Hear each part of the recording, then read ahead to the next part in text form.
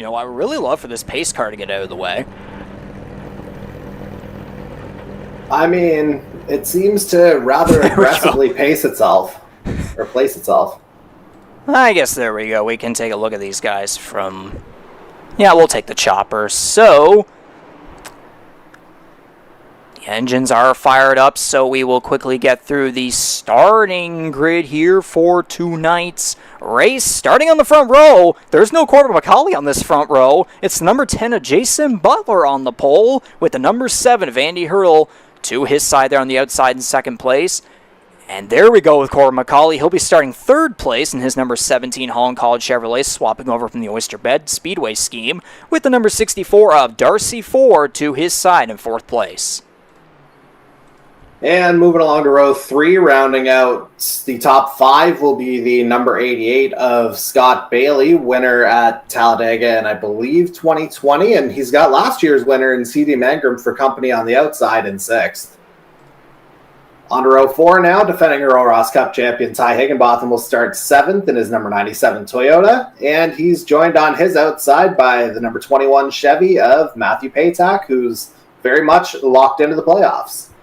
Indeed so, and we got the number 13, Jared Ireland in 9th place, and then number 41, Ford of Jose Mercado making his return right there, rounding out the top 10. We go on to the next row here, we got the number 77 Ford of Hunter Young starting 11th, and then you got the number 12 Toyota of Mike Marini in 12th place, and for sure tonight he'll be hoping not to end up on his roof just like it was last week. Yeah, and I think you mentioned there were only 17 drivers in the field, so I'll take it the rest of the way here, starting in 13th on the inside of row 7, the number 36 Chevy of Michael Wolford. He'll have series founder Dan Cudmore for company on the outside in his number 2 Ford. On to row 8 now, where we'll find Jonathan Peden starting in 15th. Then we've got Mark Cox in the number 98 Ford starting 16th. And rounding out the field with no qualifying time once again, the number 6 Ford of Justin Belmonte. But of course, he's already in the playoffs as well and has already won on a SuperSpeedway. So look out for him. And the green flag is waving. We are underway at Talladega SuperSpeedway at the Rampage Coffee Co. 250. And it looked like a very awkward start with everyone there in the field. With a big jump from Corbin McCauley there on the inside. Yeah, a little bit of a strange start there, but, you know, kind of a predictable leader there to begin, at least through the first mile plus. So McCauley leading the pack down the back straightaway for this 94-lap race. I believe in chats I was reading earlier, it's going to be 30, 60, and then just pretty much the rest of the way for stages. Yeah, that's what I believe I read earlier as well. All right. Okay, so a couple cars already dipping down to pit road. That's Jason Butler and Andy Hurdle. The front row. The front row, both cars heading down pit road already. I wonder if maybe there was something glitch related that maybe caused that strange start that's triggering the front row, but obviously I don't have any insight on that. It might be something worth looking into for obviously a lap 1 pit stop. That's not something you see every day, especially with no contact.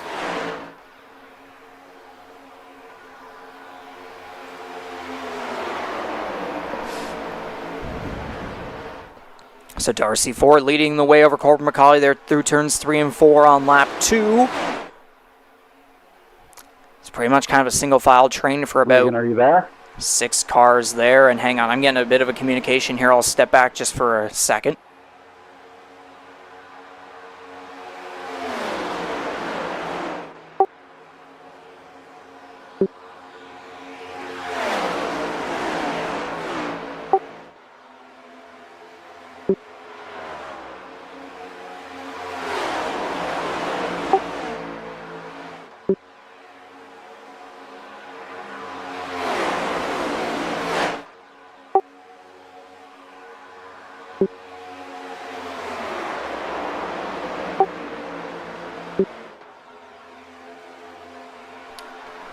So there's getting a bit of communications there on what happened with the front row. As a matter of fact, Jason Butler's cat did something to his accelerator and caused him to jump, which caused Andy Hurdle to jump.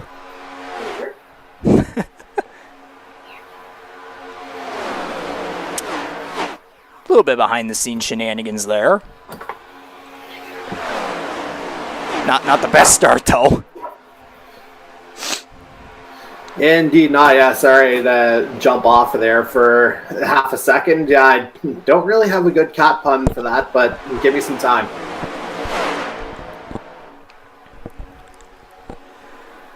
Well, I mean, if you want to have any puns or jokes, this track did open up in 1969. I mean, that's too easy. Fair enough, fair enough. But yes, Darcy Ford leading the field here down through the tri-oval. I want to count here: 4, 5, 6, 7, 8, 9, 10, 11, 12. Yeah, pretty much the whole pack up to from the leader. I'd say all the way back, except for maybe about 3 or 4 cars right there. Yeah, 3 cars are all single file, and then you got a bit of a single file pack here in Mark Cox, Jason Butler, the lap car there, and then I believe that's also Daniel Cudmore there in his number 2 Cudmore design Ford. Seeing here Mark Cox going for a bit of a... not entirely a surprise to see that. Yeah, Mark Cox going for a bit of a change on his scheme here. Instead of the Smarties car, he's going for more of a red and white Kit Kat look. Well, I mean, the last couple of weeks haven't been the best for the 98, so I wonder if he's hoping that someone's going to give him a break tonight. Indeed, in lap 6 it'll be now. Ford still leading the way in his number 64 Wing Snob Chevrolet, and again, Ford currently 13th in the standings after Charlotte, coming off 3 finishes that are not so great for him, especially having to disconnect at Charlotte, finishing last. 18th, 15th, and 19th between Atlanta, Michigan, and Charlotte, respectively. And again, too, we had a run of 5th and 6th from Homestead and Chicagoland going between the middle of all these past couple races, but then just that run as of recently hasn't been helping there, so he'll be looking to definitely find some resurgence here at Talladega. Yeah, up and down season to say the very least for the 64 so far. He's hoping this is kind of the bottoming out of this particular valley and making his way up ideally toward peaking right ahead of the playoffs in about, well, if you figure in the bye week, 6 weeks' time. For sure, for sure. And there were a couple little facts that we were missing out on there because of the technical difficulties earlier. I'm going to still talk a little bit about what Talladega is like as this field kind of just goes single file and we try to wrap up the first stage as quickly as possible. Pretty much everyone knows about the allegedly cursed track known as Talladega SuperSpeedway, track known for its incredible love and hate relationship with the drivers both in real life and on the simulator. A 2.6 mile, 4.2 kilometer an hour oval, or 4.2 kilometer in length oval, with corners banked at an unbelievable 33 degrees and a tri-oval banked at 16.5 degrees. It's the longest oval and the fastest track on the NASCAR schedule and, of course, on our schedule. Built in the 60s, opened in 1969, insert a Geordie joke here. Originally named Alabama International Motor Speedway, it was changed to Talladega in 1989. Was resurfaced in 2006, and ever since its opening, it's hosted 2 Cup Series races a year, with one currently in the playoffs, which is the same pattern we'll be doing here. We got this one going on here in the regular season. We will have Talladega in the playoffs as well. And it's, I would even say it's the widest track on the schedule. I don't know, maybe you could argue Michigan might be a little wider with its corners, but Talladega is the steepest, and it can provide as many as 4 or even sometimes even 5 lanes, but the racing can still be exceptionally tight despite how wide it is, which can lead to, of course, the infamous big one, which we've encountered multiple times this season. And as we all know, at Charlotte last week, we saw what happened with the number 12 of Mike Marini, who is currently sitting there in 12th place. And I mean, the main question here, and I can't really tell from my broadcast, it's maybe the internet isn't coming through the greatest here, but does not look like anyone has replicated the infamous Wonder Bread scheme, because if we're at Talladega, we got to talk Talladega Nights, no? Well, yeah, I would say so based on the name and the ending, of course. Obviously. Yeah. Some of these other notes, let me see here. Now again, we've experienced Daytona and Atlanta, but not yet Talladega, which is why it must be pointed out that the finishes here, we'll talk about the stage whenever we get to the stage breaks and the finish at the very end.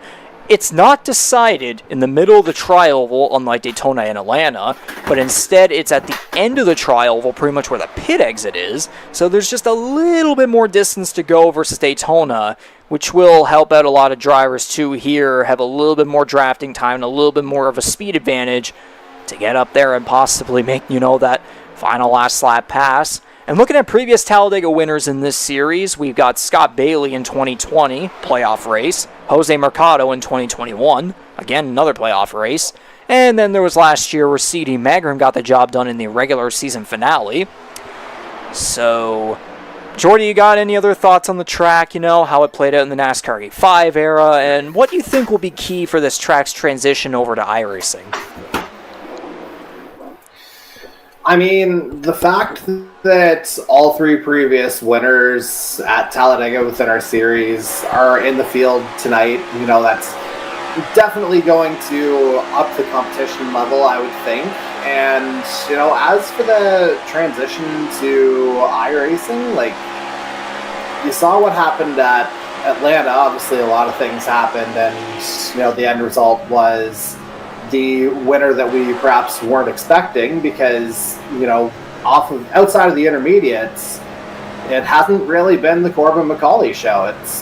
He's been exclusively the intermediate king, but once you get to the SuperSpeedway vibes, you get your Justin Belmonte and Matthew Paytak type winners. So, a track like this one, you talked about how open it is, the fact that there's multiple lanes, multiple opportunities. The fact that we're getting close to the end of the regular season as well, guys are going to be pushing more and more while trying to be cautious as well. We should point that out. With everything at stake, I think we could be in for a surprise winner tonight as well. Well, yeah, that is the thing. That is what we got to point out because some rule changes were made in the rule book after everything that happened in the World 300, of course, and it looks as though we're getting close to a double file pack here, but very quickly I will say, we do have some new rules to go over. We originally had one faster pair in every single race, which helped give drivers an advantage, especially if they got caught up in an incident where they may have not been so fortunate, it wasn't their fault, they got caught up in it unintentionally, but faster pairs are now done for the remainder of the season from tonight at Talladega onward, which, it's just kind of the, that little part of the product, kind of like the real life realism where, if you get caught up in an incident, then, it is what it is, you're done.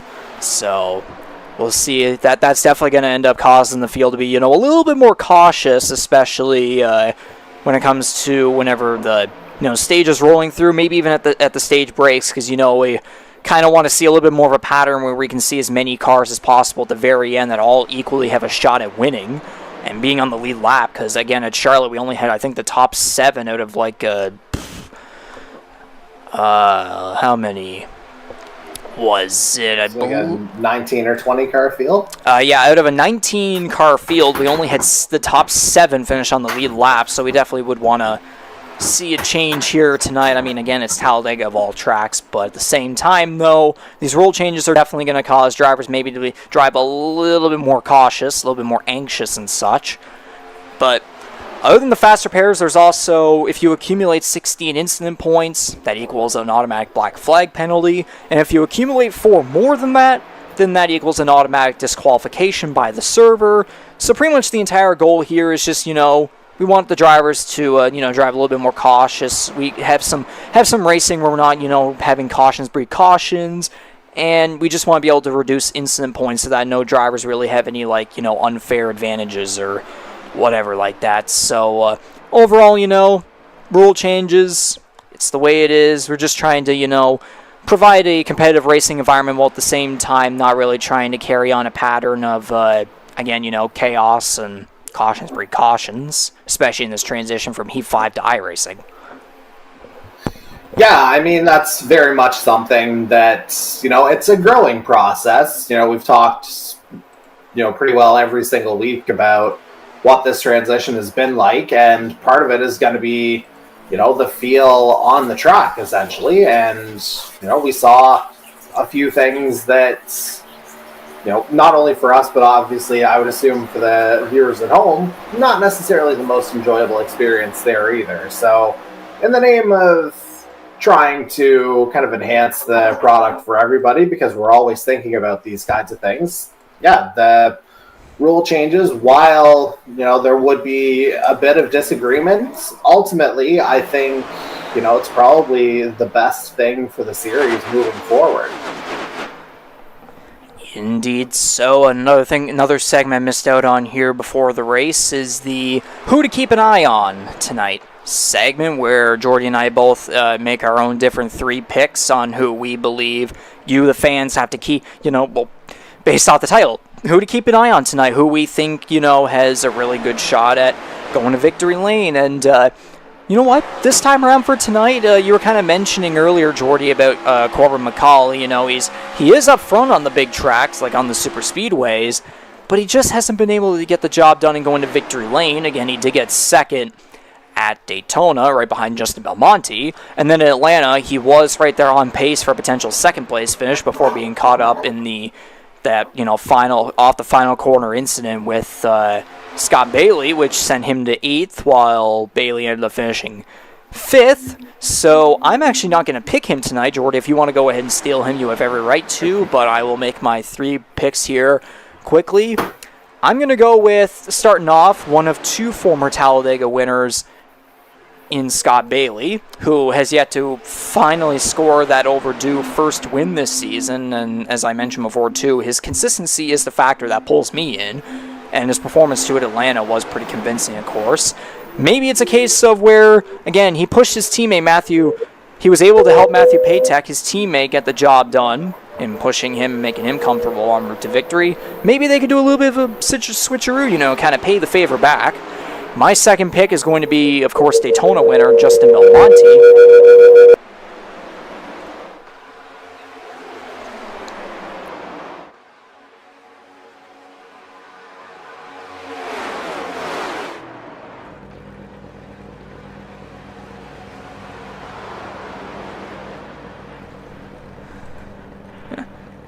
Sorry, folks, I had to go muted there. Again, another bit of a technical difficulty right there. So I'm going to continue what I was just quickly saying there. My second pick is Justin Belmonte, who was the man to beat at Daytona, and his pace at Atlanta was way better than what his result ended up being. With his runner-up finish at Charlotte, of course, last week, it would not surprise me if he'll be dying to get back into top 2 finishes like earlier in the season. And my third and final pick is going to be Andy Hurdle, who has experienced a rough patch in the past 4 races, but for his first time in a next gen, he is very quick on the bigger tracks. There was more winning pace at Daytona versus Atlanta, of course, but that's a good thing, knowing that Talladega is in ways kind of a wider Daytona. It's nowhere near close to Atlanta, where that's pretty much a tight track there, and that's grabbing like that little intermediate and putting into a SuperSpeedway layout. So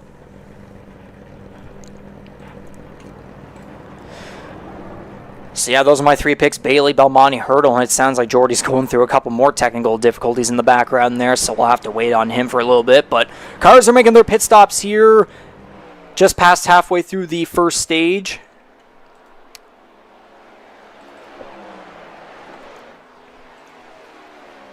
And here comes this pack right here. I might as well keep the pit stop times going here. Here comes this pack being led by CD Magram in his number 1 Nordic Aluminum Chevrolet.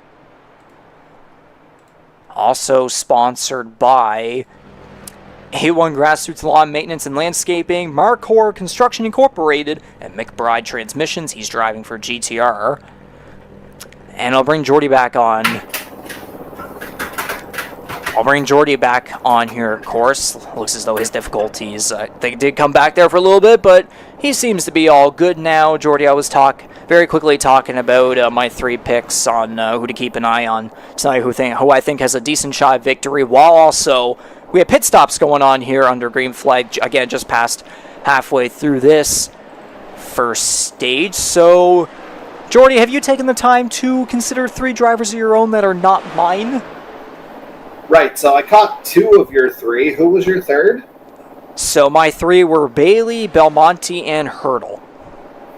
Okay, yeah, Hurdle I hadn't heard over what may or may not be an appliance here in my closet studio.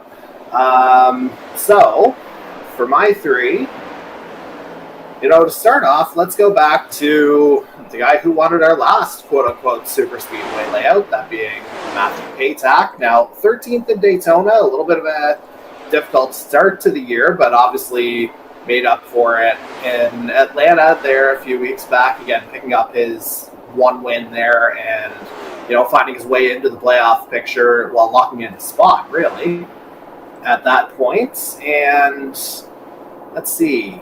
I mean, from there, since you left it open, again, why? Even though, the wins haven't been there, it's hard to argue against our championship leader right now in the form of Corbin McCauley in the 17. Of course, second at Daytona would have been right around there if not for an incident on the final lap at Atlanta, which ultimately dropped him to 8th. And then, for my third driver, let's go to... a guy who has been, I have to see if he's in the field first, so I had to make sure of that. So, yeah, we'll go with a guy in Hunter Young who finished 6th at Atlanta, 9th at Daytona. So, able to run consistently. The super speedway layout kind of lends itself to, maybe a little bit more pack racing, a little bit more opportunity to kind of slingshot forward and get something done. 77 may factor in here somewhere. So that's Bailey, Belmonte, and Hurdle on my end. On your end, that's going to be Paytack, McCauley, and Hunter Young. Yeah. Yes.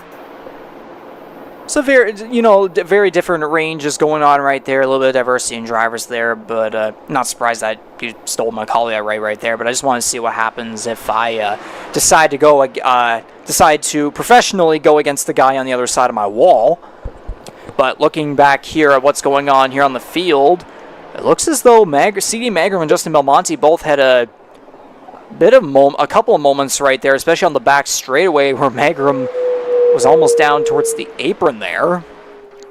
And then eventually Belmonte was trying it with all his power, trying to get past Magrum to go to the lead, and now officially he has moved up a spot. He is currently in that pack there with the number 97 Bojangles Toyota, Ty Higginbottom, and we can still hear your little bird chiming there from your washing machine. End of cycle, buddy, end of cycle. And we're almost at end of stage. That is correct also, too. We'll be coming to 6 laps to go in the stage. Again, the stage counts are 30-30, and then to wrap it all up, 34 laps to the end of the Rampage Coffee Co. 250, of course, Rampage Coffee Co. We'd like to thank them for hopping on and being the title sponsor for tonight's race at Talladega. We appreciate their support for the Canadian Motorsports Network and the NASCAR Series here in Season 4 on the iRacing service. And again, the number 6-4 there of Justin Belmonte, sponsored by SimSpeed Shop, Warrior Wraps, and Team Watson Racing Setups, driving for Warrior Racing from Patchogue, New York. Continuing that super speedway pace again back at Daytona. We got the victory, and of course at Atlanta. I have to remember there where was. I'm not sure he actually was at Atlanta. Let me just look 10th place. Yeah, 10th place. Yeah, started 4th, finished 10th. And he also claimed 3rd in the first stage, so he did get those 8 bonus points from the stage, of course. So not bad, but I did say earlier, he had better pace than where he ended up finishing. He definitely could have had something better going there. But again, Belmonte's coming off a runner-up finish at Charlotte last week, so he'll definitely be wanting to carry on that momentum and keep going, getting back into that rhythm of top 2 finishes like we saw earlier in the season. Again, first at Daytona and Auto Club over Corbin McCauley, who, speaking of McCauley too, he's all the way back in this second pack right here. Again, you can see this front pack of 4, 5, 6, 7. I believe that's Yeah, 7 cars. That would be the top 7 kind of in a pack up there, just getting past the start-finish line for 4 laps to go.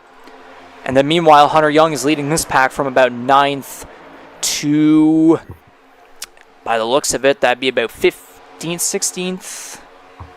Yeah, it'd be about 16th there because Andy Hurl's 2 laps down and he's up there with that front pack. Oh, they're going for that high line there. Corbin McCauley trying to push Darcy forward. 4 going to the middle. McCauley getting a little bit wiggly right there through turns 1 and 2. And going up that track was Hunter Young. McCauley able to squeeze barely in front of Jason Butler. It's not much for that single file, eh? Yeah, so much for that. And then Hunter Young's going to go diving up. McCauley making the dive down low below 4th. So we're seeing some aggressive racing even though it's only for 8th place. But I mean, might as well catch as many points as you possibly can. Oh, now here we go. There goes the double file racing. How are we going to be able to stay focused on these 2 different packs? Now I'm hearing. I just heard a reaction from McCauley there on the other side. He's getting a little. It's getting wiggly. So Darcy Ford's got the Wingstop sponsorship, but it's Corbin McCauley getting the elbows or the proverbial wings out in that battle for the lead, or at least it was a moment ago. Well, now we are getting the battle for the lead. It's between Belmonte and Scott Bailey here. Again, those are 2 of my 3 picks right there in the top 2. And they'll be coming to 2 laps to go in the first stage. And again, still a long race. Don't separate your shoulder, patting yourself on the back just yet. Exactly. It's still a long race. And again, no fast repairs. So you'll want to try and race this as cleanly as you possibly can. So we'll just kind of switch back and forth between these 2 packs. Okay, this one has calmed down. Kind of an inside file line there with McCauley on the high side. He'll probably end up falling back there behind stage point territory. And then Darcy Ford just made an aggressive move there. Yeah, lots of stuff going on. And the other variable, again, the fact that this is the first track that we don't have the fast repair at, this is arguably one of the more devastating tracks where that can happen, because if you lose a draft because of a crash and have to pit, that's more than just the time in pit lane loss. That's the time trying to get to the back of a line, trying to get a little bit more of a draft going. And ultimately, that's just speed you're giving away to the rest of the field. So coming off of turn 4 was that second pack, but the first pack has taken the white flag in this first of 3 stages. Scott Bailey in the number 88 leading the way. Bailey has multiple stage victories over the season, so he'll look to continue that momentum, but he's not going to be able to block a very, very, very fast run there from the number 6 of Justin Belmonte. And there goes Ty Higginbottom trying to go the inside. He will successfully, the defending series champion, to the low side. Belmonte's going to get help from Magrum. They're going to be coming to the line through the tri-oval side by side, although Belmonte looks as though he will get the run. But is Magrum going to make the move? He will! No! Belmonte barely making the block, and Marcano's going to go around behind them. Higginbottom also collected in that one. He'll barely hit the wall, but Belmonte's going to take the stage, and again, this second pack still has to come back to the line. No, the caution's out.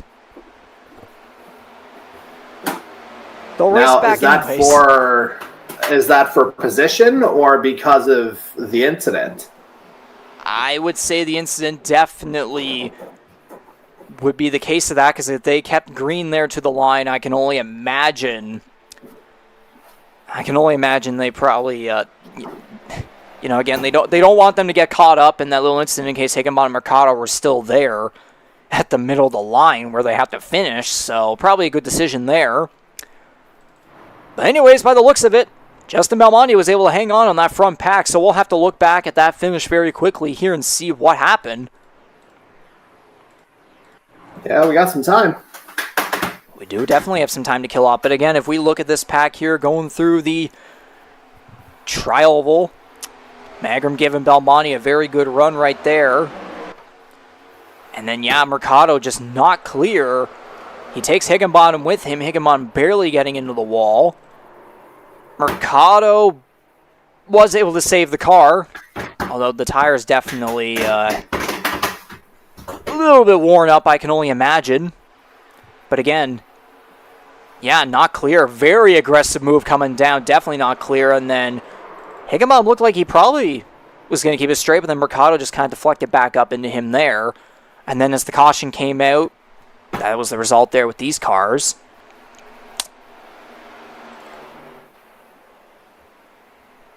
Yeah, let's just see here. Yeah, it looks fairly uneventful in that second pack.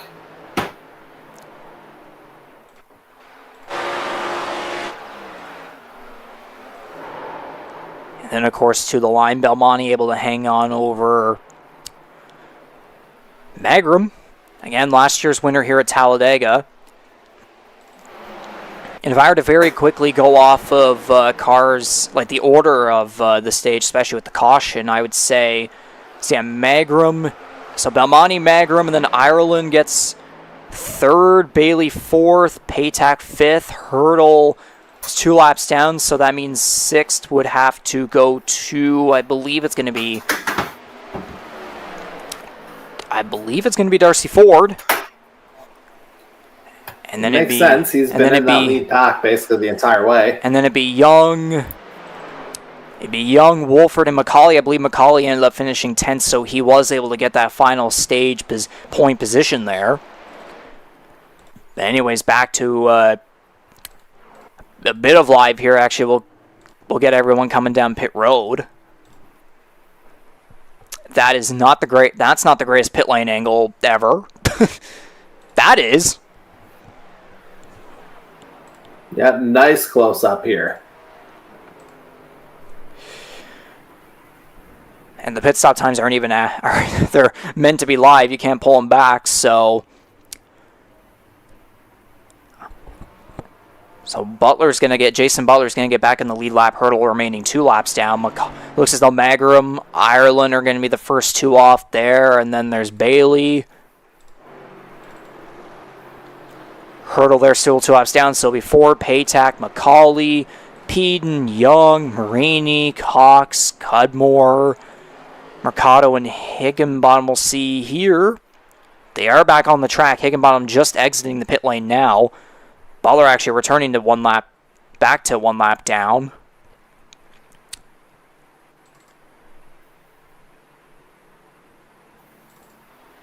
Actually, I'm just noticing here, though, Belmonte actually all the way back here in 12th. I'll get the ticker back on once we have the replays come to an end. We're able to stay live. So I'm guessing maybe Belmonte just had to be in his pit stall a little bit longer there because he didn't get out with everyone else there. Bit of an oddity. Yeah, he got screwed for the. I wonder if, usually when something like that goes down, wouldn't there be some kind of a penalty tied to that, perhaps? Maybe speeding in the pit lane? Wouldn't surprise me there, but that would be a rather unfortunate circumstances going from a stage victory to suddenly getting penalized and having to go towards the back. But he is back in 11th, so the pace car lights are off, and the field will be going back to green here on lap 34 out of 94.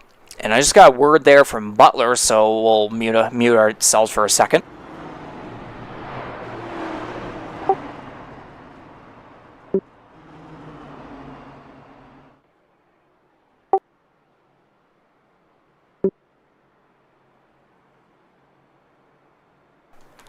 All right, so the communication I heard there from Jason Butler was that he got screwed out of the lucky dog position. Ouch. Unlucky dog. Yeah, basically, just put the U in the I end. got screwed for the lucky dog, same as last week. Yeah, he apparently had the same situation happen there last week as well. Charlotte got screwed for the lucky dog position there, so that's definitely Gave it to Wolford. Yeah, they actually gave it to Michael Wolford instead, apparently. So that is definitely going to be an unlucky dog there for Jason Butler. But again, though, we're just entering stage 2. There's still plenty of time for this race to wind down. Well, typically the saying would suggest that, if someone's not doing their job, they're kind of screwing the pooch. I think Butler's kind of getting it the other way around here. That would be a way to put it right there, but field's going to come back to green here for stage 2 of 3 in the Rampage Coffee Co. 250 at Talladega Superspeedway. Again, round 9 of 20. We'll be hitting the halfway point of the season next week, in that case, that is going to be at Kansas Speedway for the Holland Hurricanes 200 on June 27th, next Tuesday night. But of course, we're going to focus on that when that time comes. For now, we'll just stick on the topic of the good old Talladega Superspeedway. Yeah, I wonder if we can get Dorothy from The Wizard of Oz to be the pace car driver. That's certainly an idea right there. But yeah, C.D. Magrum leading the way here to begin this second stage with Jared Ireland and Scott Bailey right behind. Again, Magrum, last year's winner at Talladega. Jared Ireland, a guy who has been very fast on the bigger tracks, both at Daytona and Atlanta earlier in the season. Ireland back... Where is he? Yeah, Jared Ireland back at Daytona finished 4th. Atlanta, unfortunately, he qualified 9th, but he only finished 17th. He had to disconnect, unfortunately. But again, he's coming off of 2 finishes in a row, finishing 4th. 2 top 5s in a row right there.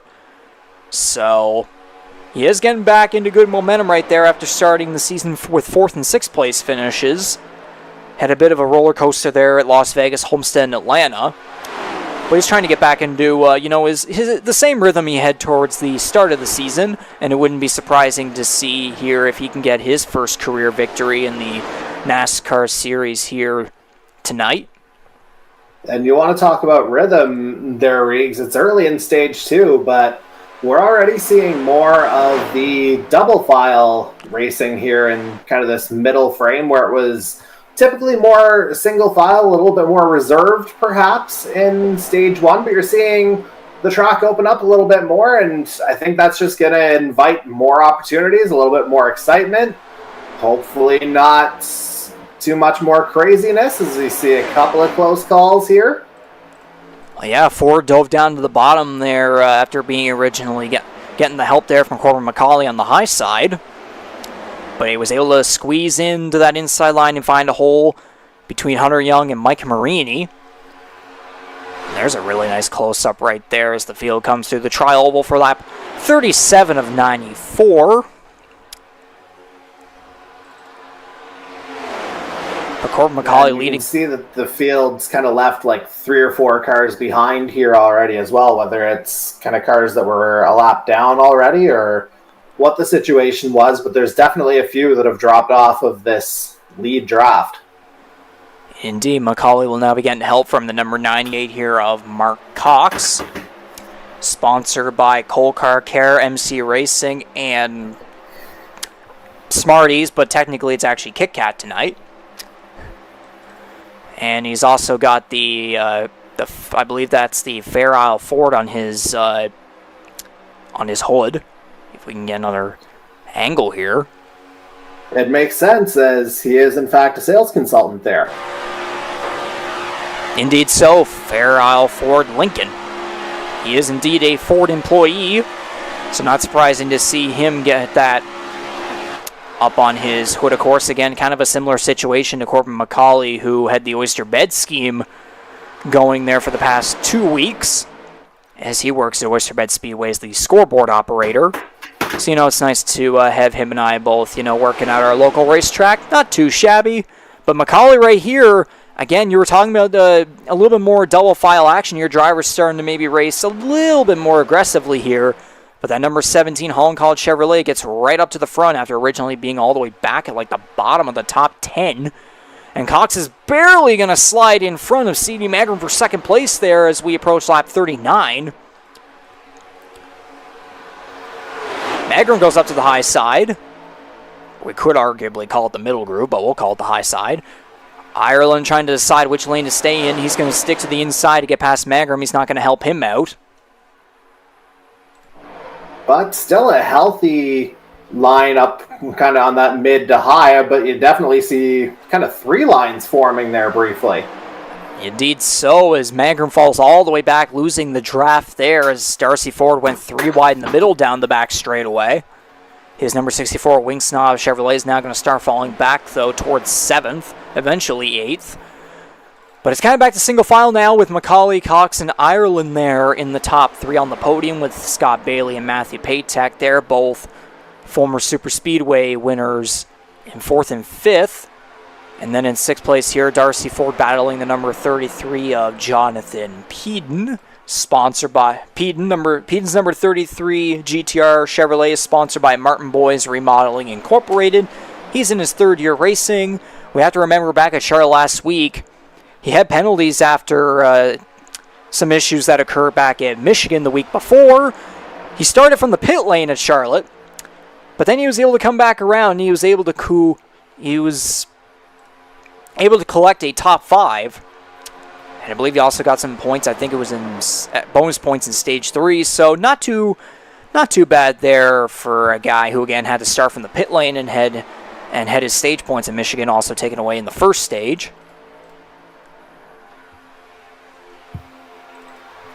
And I think as things progress, Jonathan Peden, he's going to be a guy with a little bit to prove here because, he's finding some decent finishes as of late. Again, you mentioned the top 5 last week.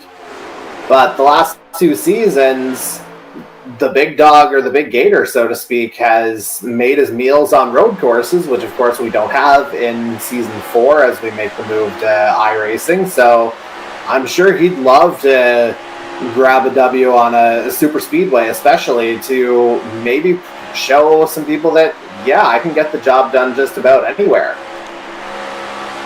I would even argue that's a bit of a similar mindset with the number 7 of Andy Hurdle, who again he's made the past 8 races here have been his first runs on the next gen, and although as of recently, if I can pull up his information right here again, 14th in the standings, he has shown the pace, but he's just had a very, very unlucky run within I'd say about the past 3 races. Of course, again 19th and 18th between Atlanta and Michigan, not great right there. Only started 18th at Charlotte, was able to come home 12th, but just not really that that raw pace, that raw talent that he's really been showing off. Especially again, he finished 5th at Daytona, 12th at Auto Club, not bad, and then he got 5th at Las Vegas, where he had a really fast car there. So early on the season, he did show that pace.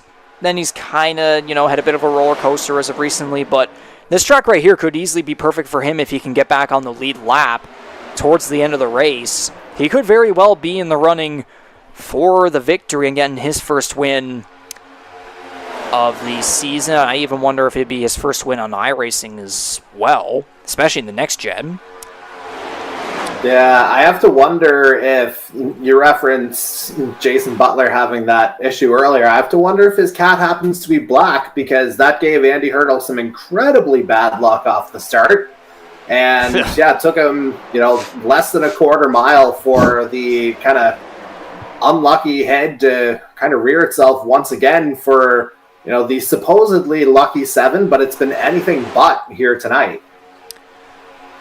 Indeed. So yeah, that's the number 7 Doralton Ventures Chevrolet, driving for 519 eRacing, of course, in his 3rd year of racing from Daytona, Ohio. And looking here, the top 4 in a bit of a single file line there, and then you got Paytech and Darcy Ford battling for 5th place. So they're trying to make something happen there on the high side between Ford, the lap car of Andy Hurdle, and then you got the number 12 of Mike Marini, who is probably having a bunch of, breathing a sigh of relief that his car is staying on the ground right now. I mean, you got to have a base to start from, right? CD Mangrum can tell you a little bit about that too. Indeed he can. Again, back at Atlanta, was leading, coming to the white flag, and then contact from behind sent his car into the outside wall, right up and over, kind of pretty much like Ryan Newman style. I know that's probably not the most moral comparison to make it to, but just based on crash, the crash, the scale of it, physics, that pretty much was the comparison in a way. So, but yeah, that outside line kind of getting a bit of a... They're still trying to make that run go, and they've been slightly making their way forward, as now Ford is battling up to 4th there with Scott Bailey, but the top 3 remaining single file there with Macaulay, Mark Cox, and Jared Ireland remaining there in the top 3. So again, not bad to see. You go ahead. No, I was just going to say the other thing, of course, about the more packed style of racing, you're going to get a little bit of cycling here as well as, well, especially as we progress here, you'll be thinking a little bit more of conservation, whether it's tires or fuel a little bit later on. And yeah, mostly, the last few laps, the top three has pretty well stayed the same, but I wouldn't be surprised to see a little bit more of a shuffling of the deck occurring relatively soon here, perhaps before the end of stage 2. For sure. And again, going back to the number 98, again, Mark Cox and Daniel Cudmore, both guys who have been getting some very, very solid finishes in the past couple of races. If I can pull them up right here very quickly. Well, Cox wasn't in last week, and as a result, he's out of the playoff picture, so he needs to be up front here tonight, and he needs to get a good result to get back into that top 16. Well, that's the thing. That is the thing, though. Again, kind of what I was thinking of there, actually, was whenever he was here, he finished second in Atlanta from 20th, and then at Michigan, he starts 18th, finishes 7th. Meanwhile, there's Daniel Cudmore, who started 15th at Michigan. Or no, hang on. Yeah, started 21st, finished 3rd at Atlanta. Started 15th, finished 8th at Michigan. And then started 17th and finished 8th at Charlotte. So, again, both Cox and Cudmore, even though Cox, of course, or actually no, both drivers each have, I think Cudmore's missed 2 races and Cox has missed 1. But even though they've missed, or I need to do my math here, 4, 5, 6. No, they both have actually missed 2 races. So even though they both have missed a couple races this season, they're still putting up pretty good runs for whenever they're able to show up. Which, again, though, too, with a guy like Mark Cox there, as you said, below the playoff cut line in 18th place, and him in second place right now at Talladega of all tracks at SuperSpeedway, and also, too, at Daytona coming up for the regular season finale, both tonight and Daytona could very well be perfect chances for a guy like Cox, and even, I would say, for Daniel Cudmore, too, who right now is sitting back in 15th place in the pack there with guys like Mercado, Butler, and Higginbottom. Those 2 guys could very easily be able to, get the job done either tonight or at Daytona. Again, Cox right up there with everyone. Cudmore, on the other hand, the final car in the lead laps, trying to stay a little bit more conservative in his number 2 Cudmore designed Ford. So a little bit of different approaches, but either one of them could very well get the job done at either one of these races that I've talked about. And you referenced Daytona earlier. MC picked up an 8th place finish at the season opener at Daytona as well. So, there's a bit of proven performance there, whereas Dan Cudmore missed the season opener. So definitely keep an eye on the 98 over the next, again, 5 to 6 weeks, and especially at that final SuperSpeedway option before our round of 16 playoff drivers get set. And again, too, going back to the schedule where I was talking about the next stretch that we have here. After tonight, it's Kansas, North Wilkesboro, Texas, Daytona. That's 2 intermediates, 1 short track, and 1 superspeedway. Anything could happen. So what you're saying is you need to be if you're kind of in that playoff bubble, it wouldn't hurt you to be a bit of a complete racer who can perform on all those different track variations. Exactly. Now again, too, thinking tracks like Kansas and Texas, I would think a guy like Corbin McCauley would, be right up there to get the job done. But then again, though, there is tonight where, of course, he's been leading pretty much the entirety of this second stage here, led a couple laps in the first stage as well. But it's the intermediates where he's shown that great speed. He has shown the speed on superspeedways as well. He just hasn't been able to get a win yet. But then there's North Wilkesboro, that 1 short track on the schedule. It's definitely a mystery, and as we see here, we had a bunch of cars here. That backpack we went back to earlier relating to guys like Higginbottom and Cudmore just went down pit road, so maybe they're trying to see if maybe pull off a bit of a strategy here with 10 laps to go in the second stage. We'll see if this pack of cars come down pit road, and indeed McCauley and Cox will, and they both went really fast there in the pit entry, so it would not surprise me if maybe they just potentially screwed themselves over there. We'll have to see how far back they fall after they make these pit stops. But I'm trying to see who else. Yeah, looks like it might have gotten a little smoky there up at the line. Indeed, so Darcy Ford, Michael Wolford, and also that lap car of Andy Hurdle down pit road. And there's a caution on the racetrack.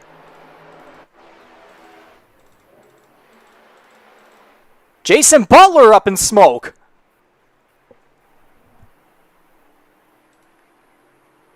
Oh, yeah, goodness. I think that now I'm convinced that cat is in fact black, because that is unfortunate luck there for the 10. And it would not surprise me if I got some communication from him here very shortly. I'm an idiot, Regan. Yeah, I'm getting communication here. I'll just have to quickly see what's up with that, so we'll be muted here just for a couple seconds. That's all me, just...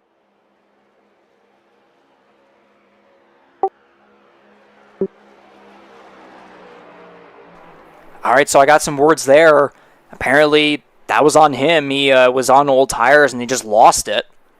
So we'll have to see the evidence of that here as we go back to the instant replay. So he's coming out pit road. And I would assume he probably just went a little bit too fast. Again, I would guess it was old tires and he went for a fuel only. So he's along the apron, that pack passes by. And then he's just too low down the apron, slides on the grass, and oh, Higginbottom did get in the back of him as he takes a hard lick into the outside wall. So yeah, you were saying about bad luck there. Yeah, just kind of looks like you might hit that line coming up, and maybe that's what kind of gets... No, it's the grass first. Then that gets him sideways, and again, that is the polar opposite angle of the way you want to be going. Of course, you don't want to be driving into walls unless you're looking for NASCAR Heat 5 cheats. But, yeah, here, that's a no-go, unfortunately, and there, yeah, you just see the loss of control. And I think Higginbotham may have gotten by, basically by, you know, the skin of his teeth almost. Want to see here. Oh, yeah, he did hit him. So that will... 32 minutes of repairs, Regan. 32 minutes of repairs. I'll be in here for a while. Yeah, I mean, it seemed like it was something that was kind of inevitable anyway for, tonight's pole sitter. Because obviously he was headed in that direction already. But obviously that's added tag from the 97, however minute it might be, obviously doesn't help. Oh, no, it does not help at all. And what doesn't also help either, Butler is going to have over 30 minutes of repair time. And so, yeah, here's our first impact of the elimination of the fast repair. So Jason... Yeah, and out of all drivers, again, Butler's a guy who, yes, I believe he does have the most instant points in the out of all drivers. I understand. I'm going to get to another point here, so don't shoot anything at me just yet. I'm not going anywhere. So, actually, no, Butler's second in instant points. It's actually Dylan Baum who has more than him now, but for a lot of the races before tonight, I would assume it was probably maybe before like Michigan or Charlotte or something, but Butler did have the most instant points for quite some time. But again, though, the most instant points doesn't always necessarily mean it's always on them, because Jason Butler has been caught up in so many incidents this season that are not fully of his wrongdoing. There has been a couple where it has been on him, but there's just been a lot of the time where he just has no luck whatsoever. And the irony here is that, again, too, you were talking about the the black cat stuff, whatever, being the unlucky dog. He indeed does carry on those traits, being the first victim of the no more fast repairs rule, which, yeah, it's just full of irony and tragedy. Yeah, and pull back the curtain a little bit further. we do have a competition committee within the Canadian eMotorsports Network that does sort of oversee some of these things. Jason Butler, of course, is very much part of that. So he would have been one of the decision makers to eliminate the fast repair, and yeah, it's come back to bite him here. Half hour worth of repairs, you're looking at, even if you throw in the caution between stages, you'd be looking at a comeback at earliest 12 to 13 laps remaining. You'd have to think it's effectively the end of the night here for the 10. Yeah, pretty much so. And again, that would reduce us down to 16 cars remaining here, as we're going to finish the second stage with a 5-lap shootout. So don't be surprised here if this field decides to, I won't say jumble up in terms of carnage, like wrecking, but they may jumble up in terms of starting to maybe get a little bit more aggressive with some pack racing, which we have seen a couple times, but it's always, drifted off, and it's usually about the top 3 or 4 or 5 that kind of remains single file. There has been some. We did see a couple of attempts there, especially with Darcy Ford being that front guy there on the high side. But we'll be seeing a couple differences this time around, and I believe we may be seeing it here. We were talking earlier about Corbin McCauley and Mark Hawks both having,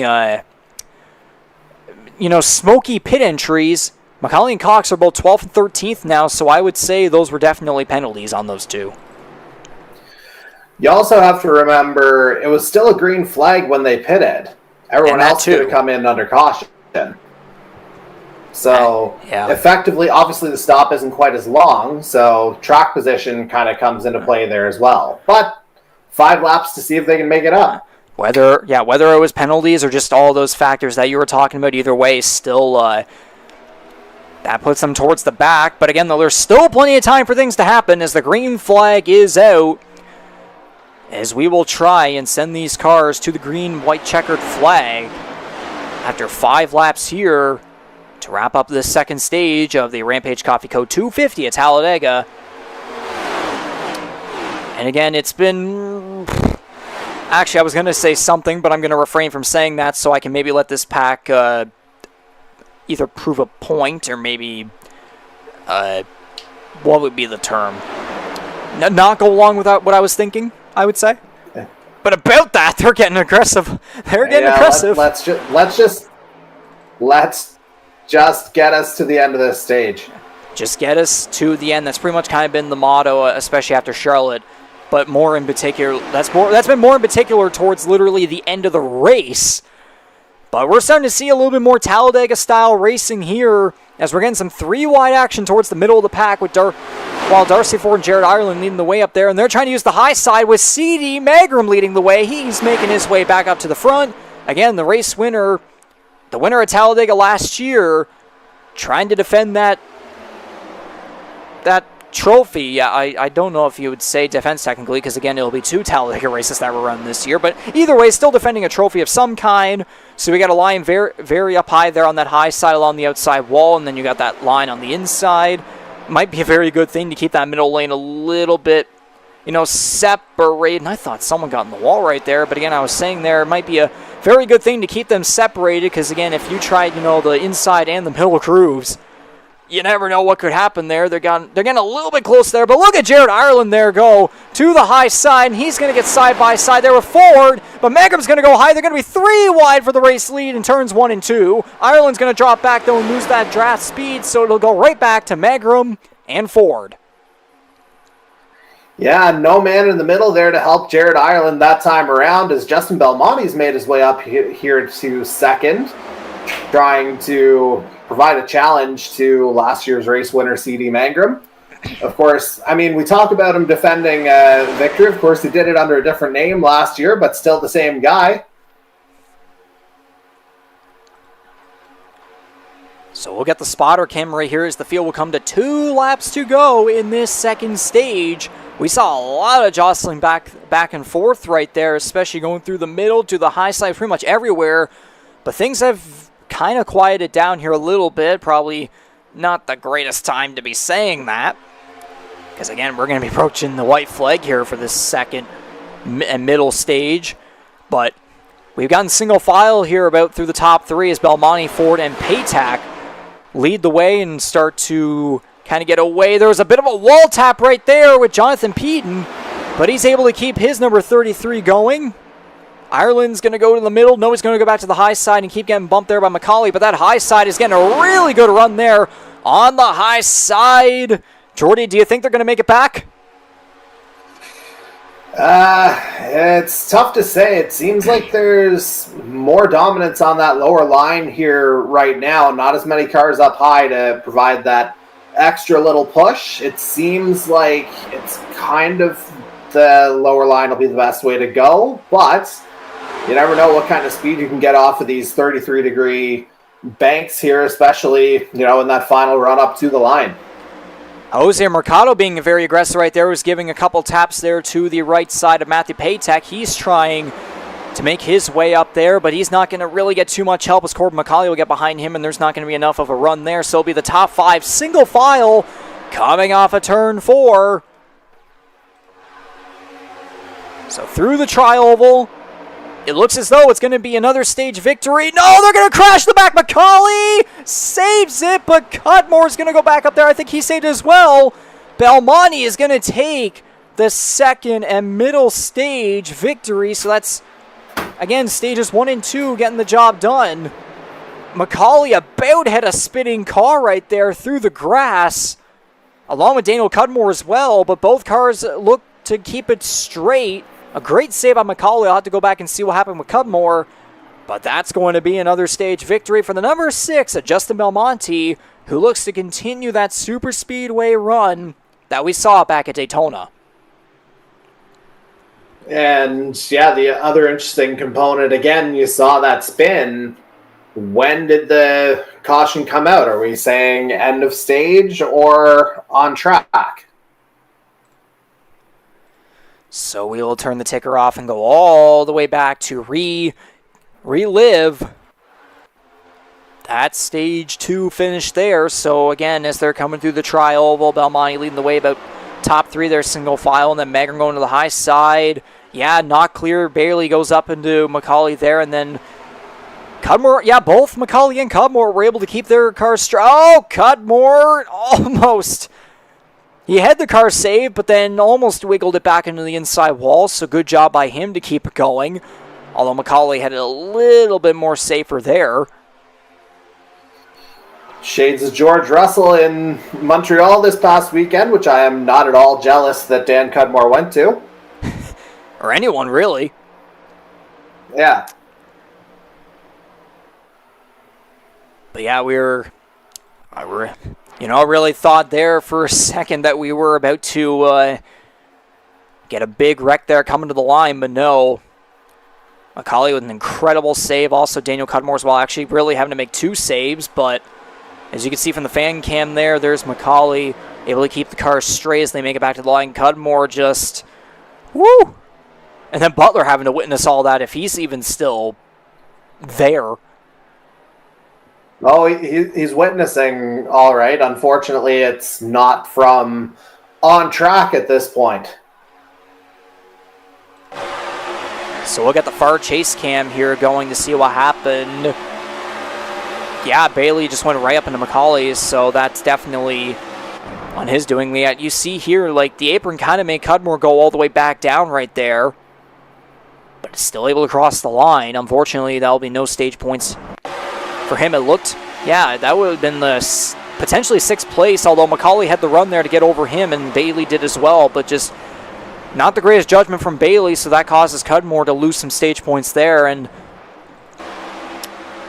McCauley, though, was able to get points on the other hand with that great save. And now as we can see, the field heading down the pit lane, so that was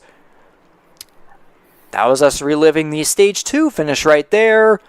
That can only foreshadow what we may end up seeing for the 3rd and final stage. I mean, if we're talking about luck, these things come in 3s, do they not? Stage 1 ended that way. Stage 2 ended that way. I'll let you fill in the blank. Yeah, I would probably say stage 3 might be the whole field, but hopefully not as well, though.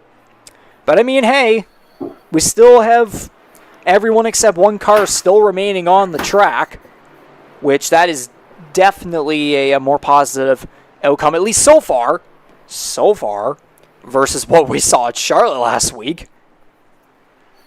Yeah, hoping not to find out whether or not Big Wreck is more than just a great 90s Canadian band here tonight.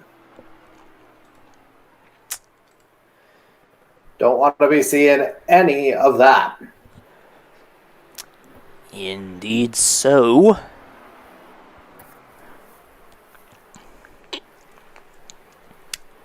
So again, Paytech looks to be the leader right now, although I wonder if he even... Did he even go down pit road? Okay, no, he did. He just got a really good advantage over the rest of the field. There's Belmonte's second, Hunter Young third, Bailey fourth, Ford fifth. I just spilled beer on myself. I was hearing something. And I mean, we talk about advantages. It's all relative anyway because they're all going to get bunched up regardless.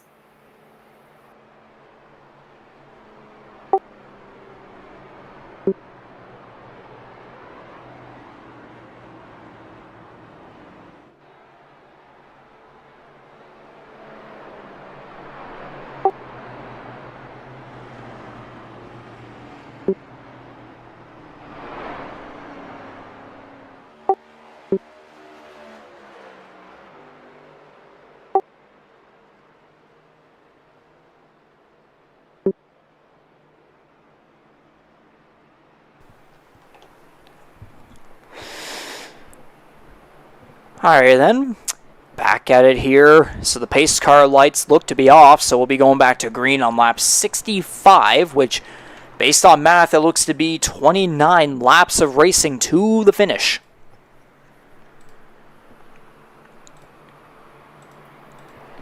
Yeah, fairly even distribution on the stage lengths here tonight, so kind of reminiscent of, a stage one plan. You'd have to budget probably for an extra caution or two as things get a lot tighter toward the end, but hopefully we'll get to see it decided on the track rather than behind our old friend, the pace car.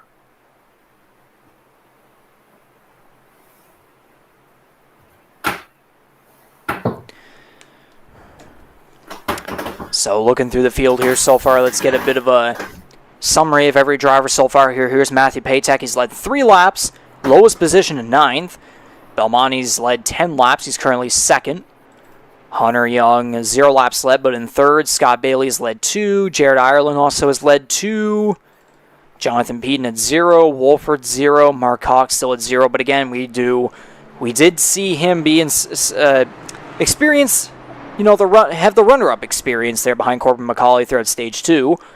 Magrum there back at the bottom of the top 10. He's led 11 laps. Mercado 0. McCauley at 13. And then there's Marini, Higginbottom, Cudmore, Hurdle, and Butler. I don't even know why I mentioned Butler. But as the pace car rolls off, might as well shout out our other sponsors here besides Rampage Coffee Co. We've got Holland Hurricanes, Kyle's Fried Chicken, Wing Snob, GTR, and of course, TrackCams22.com for providing these custom cameras here on the iRacing service for Season 4 of Canadian Motorsports NASCAR Series action. So we will step out here for a bit and give you a good old TrackCams22.com crank it up to begin the 3rd stage and final stage.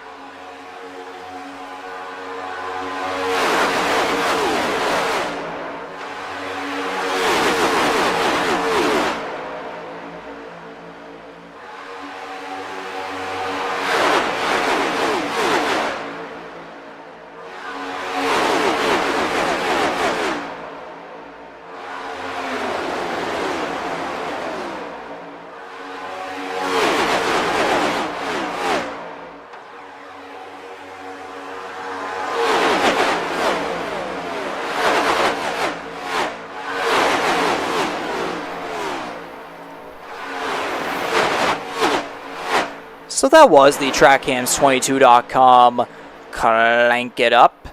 Again, thank you to TrackCams22.com for providing...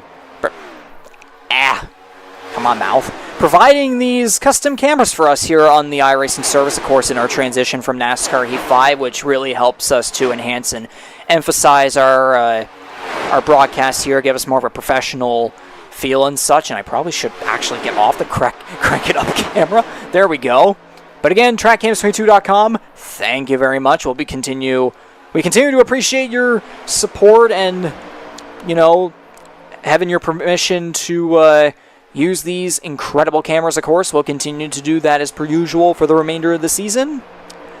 And, of course, our other sponsors, too. Again, Holland Hurricanes, Kyle's Fried Chicken, Rampage Coffee Co., our title sponsor for tonight, Wingsnob, and GTR. We thank each and every one of you for supporting us along the way as we continue to race here at Talladega Superspeedway. Scott Bailey leading the way. There's a little bit of jostling behind him between Jared Ireland and Michael Wolford. We've seen a lot of wiggling, especially whenever we had that Stage 2 finish occur. There was a lot of wiggling, especially on that high side there, and we kind of saw it there too with the number 41 of Jose Mercado, who he was definitely being aggressive, but unfortunately he just did not have the help or the run heading into turns 3 and 4 on that final lap.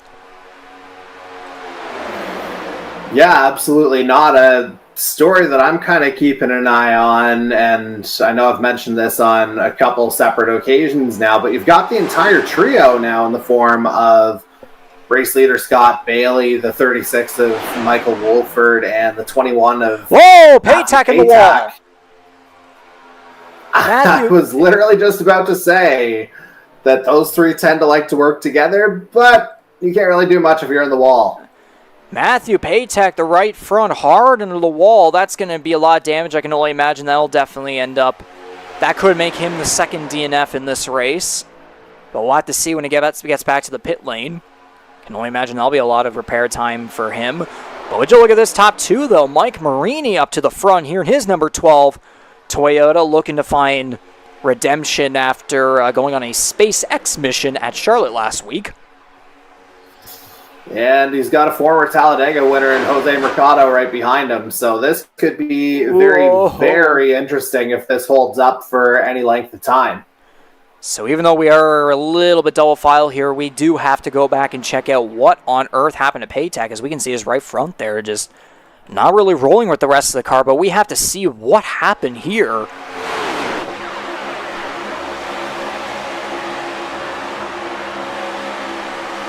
Magram. Yikes. Yeah, not exactly a little tap there on the back of the 21. No, not one bit. It didn't really look like there was a move happening per se, because it seemed like, for the most part, Paytack and Magram were both kind of in line, but yeah, a little bit of the draft. Magram gets into the back, and yeah, that sends the 21 spinning, and of course that's a couple weeks of bad luck for Paytack. Of course, he was caught up in the Marini aforementioned SpaceX mission from last week. As we're talking there, though, this front pack, we were seeing there a lot of double file racing between the middle and the low grooves. And for how tight they were, now the pack's starting to kind of separate just a tad. I mean, not surprising after we saw what happened there with Matthew Paytack, and then they're just, all the kinds of jostling. And as we were getting back from the replay there was a lot of side-by-side racing going on as Scott Bailey and Jared Ireland both there on the high side, getting past Marini and Mercado, who now drop back there on the inside of that other kind of pack or whatever there from fifth on back. But it's a four-car train here between Bailey, Ireland, Corbin McCauley, and C.D. Magram. And again, Magram, the guy getting into Paytack, and then he had a bit of a loose moment there on the back straightaway. I believe it was on the previous lap or the lap before. But single file there. Meanwhile, behind them, Mark Cox trying to stay in front of Marini there. A little bit of wiggling. Wolford on the high side there with Mercado behind him, but likely those two cars are going to end up dropping back.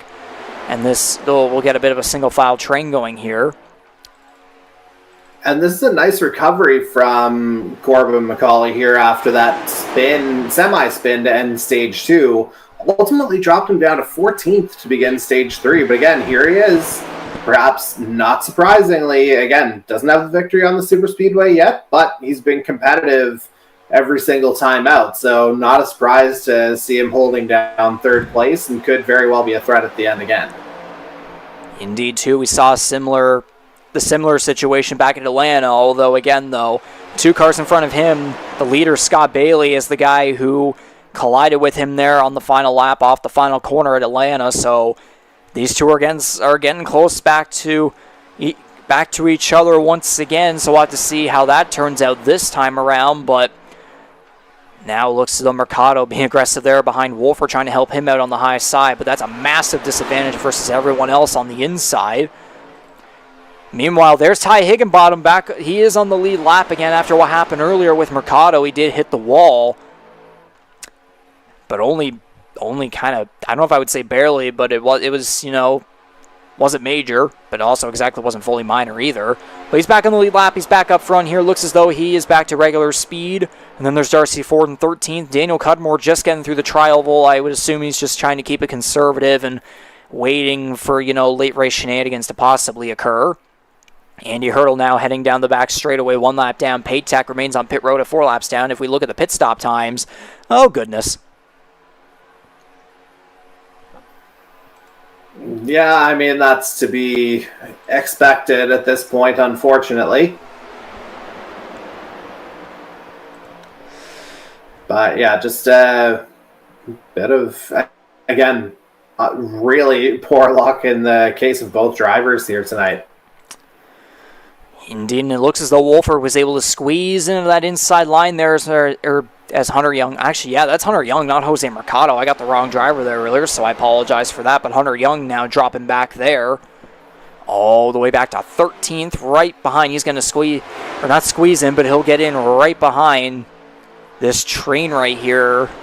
Which, again, after all that double file racing, doesn't surprise me that they're going to try and get to the end a little bit quicker and a little bit less aggressively, a little bit more cautious with what looks to be now, it's going to be 15 laps to go in this 3rd and final stage of the Rampage Coffee Co. 250 at Talladega Superspeedway, round 9 of 20. About nearing the halfway point of the overall season, but again, very, very close to the regular season finale. Again, 4 races remaining after tonight. We head to Kansas Speedway next weekend, so right back to the intermediate there. And then short track, and then intermediate. And then right back at it again with a super speedway to end it all off. So, again, like was said before, it'll be quite a stretch here. But again, Scott Bailey continuing to lead the way. Looking at his driver info tab, he's led 14 laps here. It looks, I would assume it'll be 15 this time around, as we'll be approaching, I believe it'll be 14 laps to go. So the number 88, looking to keep that consistency up. And again, he was one of my 3 picks pre-race, because again, that consistency, plus he's shown that pace on the super speedways. He is very, very overdue for a win, especially being a former winner at Talladega, although it was a while back. But again, though, all those factors, I'm just saying. Yeah, I mean, he's a guy that I would have looked at as well had the option been there. Yeah, for basically exactly all the reasons you outlined. It feels like, yeah, he's very much overdue to get back into victory lane here, so to speak. And yeah, that consistency, it feels like it needs to be rewarded at some point, and this may very well be the night. But with every lap ticking down, things are just going to get tighter and tighter. I don't think we've seen the last of things happening. Oh no, this is certainly not the last of things, and it looks as though towards this other now a second pack here. Oh, there's going to be contact! Oh, Marini is able to save the car. Someone there tried to go 3 wide in the middle by the looks of it. I think it was Hunter Young, and then, or maybe it was Ford. But something happened there. And I think that's a record, though, because usually I don't get the words out of my mouth before that happens. yeah, as they head down the back straightaway, let's see what happened here. We'll take the far chase cam. Yeah, Ford and Young getting together, squeezing up Marini, then goes up, and somehow that wasn't any worse than it on paper definitely could have been. Yeah, somehow able to save that. Toyota certainly upping its safety standards over the years to keep Marini on the road and pointing straight. So Hurdle now coming off a pit road. Daniel Cudmore will eventually, yeah, now he is coming off of the pit exit there as well, or he decides to become a ghost for a bit there, but he's continuing to keep going, and this front pack is going to head down pit road. Ireland trying to barely beat Bailey there to the line. Hopefully there were no penalties on that one. And it looks as though pretty much everyone is coming down pit road. Yeah, I think it was kind of bang-bang there between Bailey and Ireland. And, yeah, the fact that that lead pack all came in, not entirely surprising, because if you do pit on your own at Talladega, you were talking about someone becoming a ghost earlier. You effectively do become a ghost if you pit on your own because, again, you lose the benefit of that draft, as we're going to get some shenanigans here coming off of pit lane, I think. I think Darcy Ford may have had an issue there getting into his pit box. But Bailey's going to come out first. Macaulay's going to jump up to second. Magram third. Ireland's going to drop back to fourth. There's Wolford and Cox going along right there. But actually, now that I see this too, Daniel Cudmore, or actually no, yeah, Andy Hurdle is now going to head to 1 lap down instead of 2. And Daniel Cudmore is now going to be coming around here. He'll remain 1 lap down. So those two guys, again, decide to pit before everyone else. Although, again, a guy like Hurdle's probably going to end up being caught by this lead lap pack here. So if we do get another caution, then I would assume that Daniel Cudmore would be the lucky dog. I mean, I'm sure Jason Butler assumed that earlier too, and how'd that work out? And then that led him to, getting caught up in his own incidents, so very tragic on his end. Oh, hello! He's back. Okay, well, we did say it would be about half an hour, so 12 to 13 laps left is when we said. Why not? Maybe let's just get some practice laps in. Why not maybe tell the kid? I still have 7 minutes of optional repairs. Okay, I just heard he has 7 minutes of optional repairs, according to him. But maybe it's a situation where maybe whole field wrecks, he makes it past all of them, he takes a photo, tells his kids that he won. Or I wonder if there's maybe a driver in the field that he ultimately winds up offering a draft to, and not to suggest that thered be anything, untoward about any of that, but could be a bit of a spicy finish all on account of that black hat. Meow. And there's a little bit of spiciness going on behind the scenes in some chats here. I would assume you're probably seeing that too. I saw one of them. And that would be in the former Matthew Paytak, but that's the furthest we're going to go. But we're kind of getting a little bit of a similarity to Daytona here with 10 laps to go, as this green flag pit window has led us here to the only a 2-car pack for the leaders here. Of course, there is this 4-car pack very quickly approaching, but we remember at Daytona it was a 4-car pack to the line. Everyone was very separated in very different packs. But it looks as though this time around we might end up getting maybe a 6-car battle to the finish unless something happens. And then behind them, okay, actually, no. Hang on, before you say anything, there's also this other 4-car pack. So we could maybe, if everyone's able to catch up to each other in time, and maybe if Ford is able to help out Young instead of being side by side with him, we might get about a 10-car battle for the win here eventually. It's just going to have to be a matter of patience. Oh, and Andy Hurdle might even help out these guys. Say. Indeed so. I'm trying to go back. I can't remember whether it was Vegas, Miami, or Homestead where it was, again, Macaulay and Bailey initially battling. I think it may have been Homestead.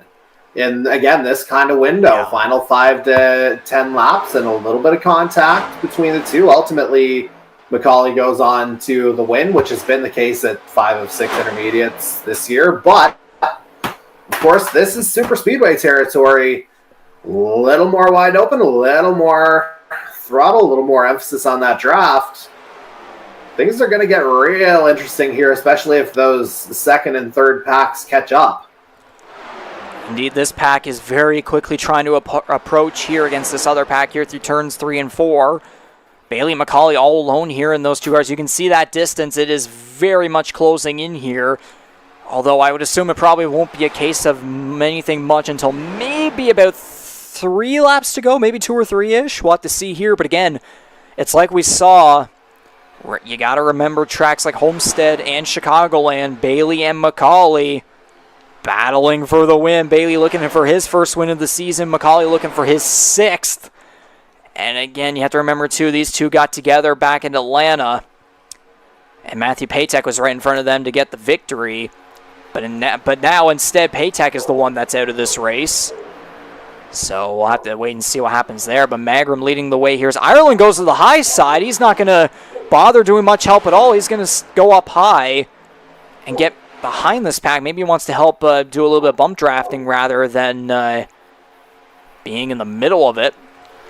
They are catching. It's just a matter of time here. And time points to a very key factor here. If you're Corbin McCauley there, especially in second, when do you time that move on Scott Bailey? If you do ultimately decide to make that final push for the win, which we would fully expect him to, of course, it's just a matter of when you do it to cut off the ensuing draft that you would then give the 88 if you're in McCauley's cockpit there, and yeah, just kind of cut it off as much as possible there as you try to make that final move. But I tell you, Scott Bailey, he is a heck of a defender on track as well, so don't be surprised if that one goes absolutely tooth and nail right down to the checkered flag. And you got to remember, too, back at Daytona, when it was only that 4-car pack battling for the win between, I believe it was, I'm trying to remember, it was Belmonte, McCauley, and I believe it was Knoll and Ireland. And Belmonte was right in front of all of them, and they all tried to go for moves, but instead it was Belmonte that got away, and then it was McCauley and Knoll going at it for, I believe it was second place. I can't remember exactly for sure. I know it was those 3 drivers, but you know there was jostling back and forth, which pretty much gave it away for Belmonte. And you can see this pack is very quickly approaching as Wolford is trying his hardest to bump Magrum right up to those 2 cars, and I would assume they will catch up at least by maybe 2 laps to go. And then there is this other pack led by Jose Mercado, who is catching up as well, but again, it's just a matter of time and patience here to see if the draft will indeed work, or else maybe a mistake in either of these 2 packs will lead to a caution and one last restart. And again, we got a 2-car pack going here. We got Marini all alone, Cudmore's alone. Hurl trying to help out this pack right here. And you can tell they're approaching. It would be great if we got this pack too, but again, especially at what happened to Charlotte, we might want to take it a little bit more easy. Here they come. Look at that speed. CD Magrum leading the way. Is he going to go to the high side? No, McCauley's going to lead the way. He's going to get turned the outside wall. Caution is out. And yeah, my premonition about Big Wreck, again, much more than just a 1990s Canadian rock band, and the absolute last thing Corbin McCauley wanted. And I definitely heard a reaction there, but I won't go any further into that one to avoid conflicts there, of course, but wow. Can you believe that? Can you see him if there's a hole punched through the wall? Again, like I said, that's the furthest I'm going to go. But, wow, though. He's in second place there, and then, again, a guy with 5 wins on the year looking for 6. That one guy who's just been dominating all season. And would you look at that? He's out of this race. So that's going to give us potential. That's going to give us a way much more of an opportunity for a new winner here. So we're going to have to take a look at what just happened. Coming through turns 3 and 4, we'll get this angle. You can see them.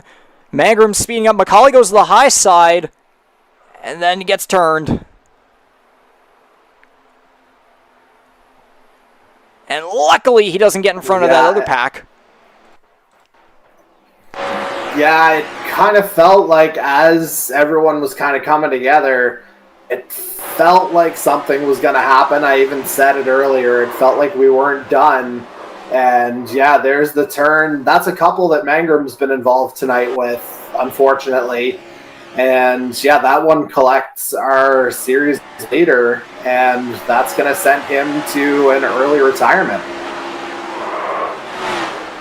Hard impact for the number 17 Holland College Chevrolet right there. Luckily, no one else collected in that one, but man, that's 2 incidents right there for CD Magrum. Not the greatest look for last year's Talladega winner. Yeah, similar kinds of incidents as well, just kind of coming up into that draft. That's kind of what collected Paytack earlier, and now it's done the same with Corbin McCauley here. And again, you look at it from Magrum's perspective right here. He goes up, McCauley went up high to get that run help from Magrum, but Magrum a little bit too high, and he just, hooks him almost perfectly. And just a tragic ending for the number 17, who again has had that speed on the super speedways, but he just hasn't been able to get the result. Yeah, it looked like, I don't even know if it was necessarily an attempt to make it 3 wide there from Magrum. I think he might have seen an opening on that high line, but yeah, just didn't quite make the move quick enough.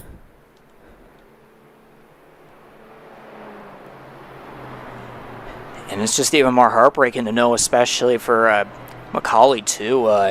In every post-race interview that I've had with him after he's gotten the victories, he has absolutely loved how he's been challenged every single race. And he has shown dominant performances, but it doesn't mean he just goes, shooting away from the rest of the field. He actually gets battles going, but just, it's hard to see, especially being the guy on the other side of the wall, being the sibling, so. Well, I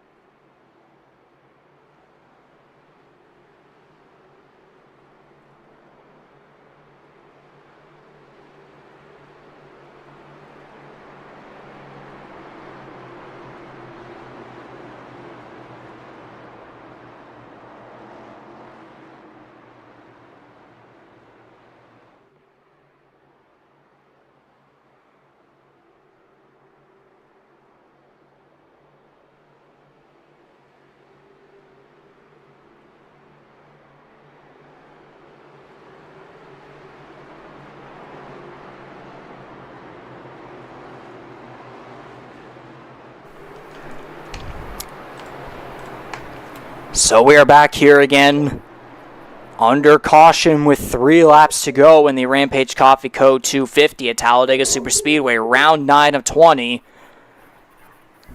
We're going to get this late restart here as, again, Scott Bailey and Corbin McCauley were the 2 lone leaders right there, going through turns 3 and 4, but they had a 4-car pack closing in fast right behind them. And then McCauley goes up high on Bailey, trying to get the Bit of a bump from behind a run there. Help from seating Magrum, but it ends up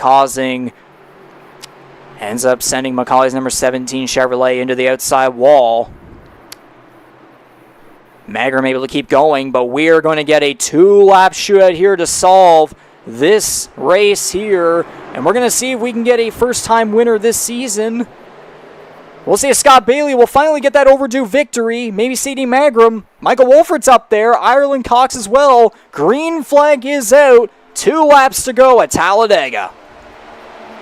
And notably, all 3 past Talladega winners, all in the top 7 now, with Mercado just dropping a position. But all 3 past winners are kind of in the pack. Could be potential for something here. One of them is trying to pull away here, though, in the form of Scott Bailey. Indeed, and now everyone's starting to catch up right here as everyone was separated on the start there, but it's going to get dicey here with Justin Belmonte leading the way on the high side. Wolfer right behind Bailey on the inside. Ireland third. Cox battling there for in between 4th and 5th-ish right there. But the field's going to come off. Turn 4 through the tri-oval. Cox gets a little wiggly there on the inside. White flag is out. Final lap in the Rampage Coffee Co. 250 at Talladega. Bailey having to barely block Wolford right there. Belmonte trying to get the run from behind there with Higginbottom helping him out. They're going to get Jocelyn there. How they're keeping it straight is unbelievable. There goes Belmonte and Bailey both around. Oh, and Higginbottom on the wall. Magrum getting aggressive. He's going to turn. They're going to crash down through turn 3. Chain reactions going on. It's Hunter Young and Mike Marini to the line here as they will go through turns 3 and 4. Off a turn 4. Talking about a first-time winner. We're looking at it. Indeed. Here comes Mark Cox. Mercado. Ireland in 4th there as well. Hunter Young leading him to the line. They're going to crash to the tri-oval, and Hunter Young is going to win the Rampage Coffee Co. 250 at Talladega. Oh, man, that 3rd pick of mine comes through. That is a breakthrough for the 77, finding his way through all that carnage, and he's going to pick up his first victory here in the Canadian eMotorsports Network NASCAR Series. What a finish. I'm sure a lot of people are going to be talking about. For sure, and a lot of underdogs here in this top 10, of course, here. But, man, you had Macaulay go out there, and then you had Belmonte and Bailey getting together. You had Magrum and Higginbottom as well. But, man, just like what we saw at Atlanta there. Again, we get first-time winners at every SuperSpeedway so far. We had Daytona with Justin Belmonte. We had Atlanta with Matthew Paytek. And now here at Talladega in Lincoln, Alabama, we get none other than the number 77 of Hunter Young, and something going on there with, I believe it was Mercado giving him a little bit of a spin. I would not be surprised if emotions are running high after that finish. We'll put it that way. Oh, and then Magrum there is... Magrum go for a spin. There's Ford as well. I guess they're all probably just giving him some... Hopefully just giving him some congratulations bumps, maybe. We would hope for that. But, man. Yeah, hard to have the context here. Yeah, I just have to find out about that later on, you know. Yeah, you'll know more than me. I kind of watched this whole thing through a PEI potato, so definitely saw how things went at the end. Hunter Young's going to celebrate here just past the start-finish line. How about that for his number 77? It's number 77, Maryville Speedway, Ford from St. Catharines, Ontario. You said with Matthew Paytek, a long time coming for him. I would think it'd be the same thing for Hunter Young as well. Similar degree. Yeah, maybe he was sort of a mid-season replacement in his past entries. I would say this is the first year that he's been there from day one. But again, we've seen the results there on various tracks. Again, top 10s at both Daytona and Atlanta earlier this year. So definitely the pace and the ability to kind of keep his head through, these particular situations. And ultimately, everything unfolded in front of him, and he found his way, into victory lane, and ultimately got the job done. I said there was going to be a surprise winner tonight. Hunter Young, I mean, he's been, again, consistent. I would say surprise winner fits the bill here. And you just relive all the action here. Magram still continuing, just remaining aggressive there. And then the field comes around here through turns 3 and 4. Marini and Young. It's hard to know where to look. Yeah, basic. Well, I mean, it's Talladega, SuperSpeedway. Of course, it's going to be like that. But then Hunter Young leading them all down through the tri-oval, and then they all get together here. Ford, Mercado, and Cox. Actually, no, they made it across the line, and then they went for the spins. Oh.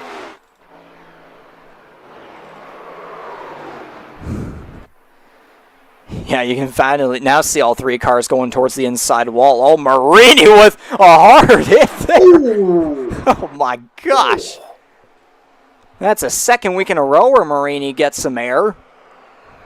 Jeez. Yeah, if the fact that we're calling that the softer of the 2 hits, and even then, I don't know, because even though, obviously the amplitude wasn't there this time around, but that was some violent spinning off of that wall. So by the looks of it, yeah, Higginbottom turned Belmonte right down to Bailey. They both go into the inside wall. And then right here, I'll rewind just a little bit more here. You can see Higginbottom gets into the wall there. Lusoff and Magram. Magram continues to be aggressive. Spins Higginbottom, then Peden decides to assist Higginbottom in him not being alone. And then again, just spins in the grass. Everything happening. Yeah, spins the grass up in the outside wall. Cudmore and Andy Hurdle both getting past there. Hurdle, unfortunately, remaining 2 laps down at that finish. But Daniel Cudmore, using his conservativeness, he was able to come back around. He was able to conquer with a top 10 finish right there. And then, of course, we get all the shenanigans that go on back here. Young and Ireland able to keep it straight. Wolford as well. And then absolute carnage here with several other cars, all with great finishes, but, still ending with damaged cars. So, again, that does it right there. So we'll take a look at the unofficial results here for the Rampage Coffee Co. 250 at Talladega Superspeedway. Hunter Young, of course, getting the victory in the number 77 Ford. First time in his career here in the Canadian Motorsports Network NASCAR Series. You got Jared Ireland there with a solid second-place finish. Again, one of the rookies with very high-end SuperSpeedway pace, of course. Mark Cox coming home with, again, another SuperSpeedway podium. Just like, again, he got second place back in Atlanta. He gets third here at Talladega, so that'll definitely help him out in the point standings, of course. Just falling short of the win-and-in advantage there, but still very solid for him. Mike Marini in the number 12 getting a 4th place finish right there. Of course, having that hard hit after the start-finish line, but hey, it was after the line, not before the line. That's what matters there. Jose Mercado makes his return, getting a solid top 5 right there. He was aggressive all race long there, but definitely maybe fulfilled expectations a little bit more than expected there. There's number 64, Darcy Ford, collecting a 6th place finish. The number 33 of Jonathan Peden, 7th. Number 36 of Michael Wolford in 8th place. Daniel Cudmore coming home with another top 10 right there. That'd be 3 races in a row that he's participated in. That'd be top 10s. And even though Scott Bailey was caught up in that incident with Justin Belmonte, he still comes home with a top 10. Not too shabby, but he definitely had the pace for a little bit better than that. But still, I guess he'll take it. Jordy, take away the rest of the field for us. Yeah, so definitely, the way things ended significantly altered what we were kind of expecting for a finishing order. You had C.D. Mangrum, who was right there at the end, of course, involved in a couple incidents in Stage 3 as well. Ultimately gets caught up in another one at the very end, finishes in 11th. Then you have Justin Belmonte, who won the 2 previous stages, coming home in 12th, again getting caught up in the same in that same final incident, so to speak. Then you have Ty Higginbotham, who was also wrapped up in kind of the final lap shenanigans. Ultimately, he drops down to 13th, and I believe, he's the last of the cars to finish on the lead lap. Andy Hurdle, the last car to finish, period, in 14th, and then you have your 3 retirements. Again, Corbin McCauley right there with 4 or 5 laps to go, finishing 15th. Matthew Paytak taken out in stage 3, and then Jason Butler, again, the string of bad luck continues as he rounds out our field of 17 for tonight.